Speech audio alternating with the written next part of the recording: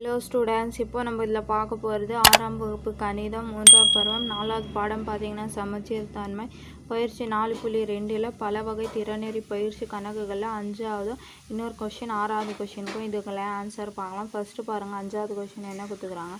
செவ்வக பட்டையில் பின்வரும் அமைப்பு பேட்டர்ன் இடப்பெயர்வு செய்து வடிவமைப்பு நிறைவு செய்க. இது ஃபஸ்ட்டில் பார்த்தீங்கன்னா 5 கட்டம் கொடுத்துக்கிறாங்க.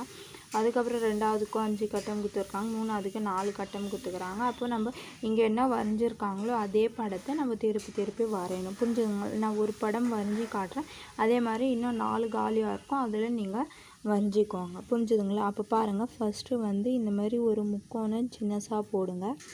அதுக்கப்புறம் இது ஒன்று, அதுக்கப்புறம் இது இப்படி போடுங்க. இது பார்த்திங்கன்னா இப்படி வரும், இது இப்படி வருமா. அதுக்கப்புறம் இங்கே ரவுண்டாக ஒரு சின்னசு போட்டுருங்க. அதுக்கப்புறம் இங்கே சென்டரில் ஒன்று இப்படி வரும். இது வந்த பிறகு மறுபடியும் இங்கே 0. இந்த சைடு என்ன வரைஞ்சுமோ அதே இந்த சைடு திருப்பி வரைஞ்சிடுங்க.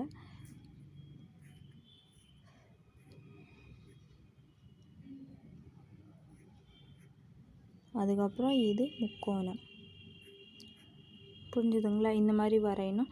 இதே தான் இந்த 4 கட்டத்தில் வரும். அதுக்கப்புறம் இது பாருங்கள், இந்த படம் வந்து ஃபஸ்ட்டு ஒரு செவ்வகம் வடிவம் வரைஞ்சிட்டு அதில் இந்த மாதிரி போட்டு நடுவில் சென்டரில் இந்த மாதிரி போட்டுரும்.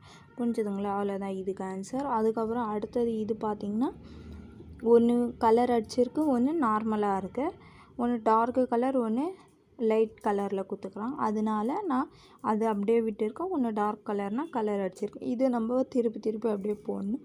அப்போ பாருங்கள், இதுனா இது கலர் அடிச்சிடுங்க.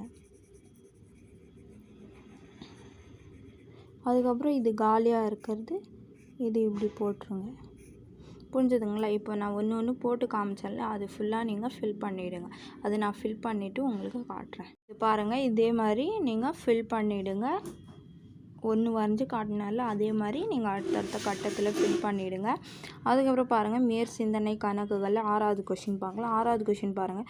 ஒரு கட்டத்தை மற்றும் நிழலிட்டு பின்வருவனவற்றை பெற செய்க. ஒரு கட்டம் வந்து இது கொடுத்துட்டு இருக்காங்க. இந்த கட்டத்தை வச்சு நம்ம 2 கொஷின் கேட்டுக்கிறோம், அதுக்கு ஆன்சர் எழுதணும். பாருங்கள், ஃபஸ்ட் கொஷின் என்ன இருக்கிறாங்க, ஒரு சமச்சீர் கோடு. இதில் கலர் அடிச்சிருக்கிறது எதுனா ஒன்று நம்ம கலர் அடித்தா அது சமச்சீர் கோடாக ரெண்டுமே சமமாக பிரியும்.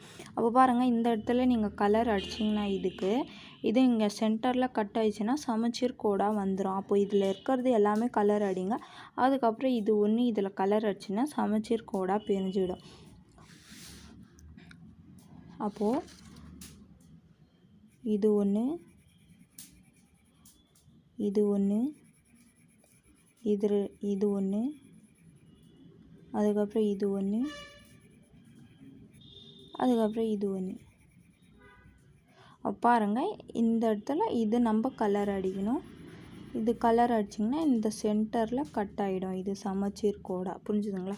அப்போது சமச்சீர் கோடு வந்துச்சுங்களா, ஒரு சமச்சீர் கோடு சொல்லியிருக்காங்க, ஒன்று நம்ம வரைஞ்சிட்டோம். அதுக்கப்புறம் 2வது பாருங்கள், சுழல் சமச்சீர் வரிசை. ஃபஸ்ட்டு கொஷினில் இருந்தது, அது கலர் அடிங்க.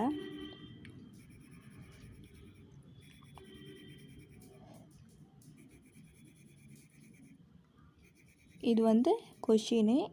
எதுனா ஒரு கட்டத்துக்கு தான் நம்ம கலர் அடிக்கணும். அது அடிச்சிங்கன்னா உங்களுக்கு சுழல் சமச்சீர் வரிசை 2ஆகும். பாருங்கள், இது வந்து இந்த மாதிரி இருந்துச்சுன்னா ஒரு சுழல், அதே இது மறுபடியும் இந்த சைடாக திரும்பிச்சுன்னா இங்கே 2 இருக்குதுன்னா இதுலேயும் 2 வரணும். அப்போ இங்கே வரும். இதுக்கு சுழல் சமச்சீர் வரிசைக்கு இந்த இடத்துல வரும். புரிஞ்சுதுங்களா? அப்போது இதுக்கு இந்த இடத்துல கலர் அடிச்சிங்கன்னா அவ்வளோதான் ஆன்சர். இதுக்கு முடிஞ்சிச்சு. புரிஞ்சுதுங்களா? அவ்வளோதான் இதுக்கு ஆன்சர்.